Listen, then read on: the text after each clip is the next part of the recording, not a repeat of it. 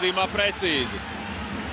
Miķels Rēdlīgs piespēl gar vārtiem, Dubatvēr ripu. Un tur pret Vārgu Naķis ļoti asi nospēlēja, pēc tam parādīja, kad ir cietis no Vārga. Nu, visticamākais apusējs noraidījums tā arī ir. Naķis vēl plāta rokas, kas tad bija, es neko nedarīju. Daudz Rēdlīgs, ka nevies dot gar vārtiem. Nu, viss epizode beigusies, tur Šturbāks mazliet pagrūstās ar Vārgu. Viss metiens bija uz Dubas vārtiem. Ar to vārtsargs arī tika galā. Bartečko atņem ripu. Naķis, Bartečko un Holts. Glābi komandu skaitliskajā mazākumā. Melins, Reķis un Duba. Nu, Mārtiņš Cipuls nespēlē mums šobrīd.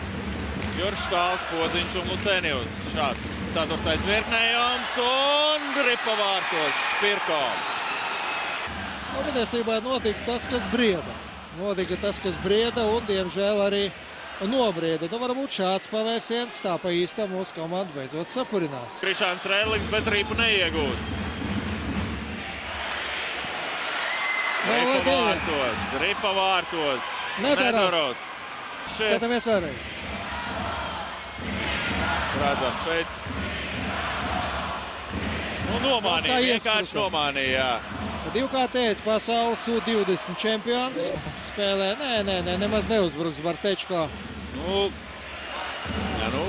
Ko mēs pēc šādas spēles varam secināt? Jācer, ka sliktāko spēli šajā sezonā Rīgas Dinamo jau ir nospēlējusi.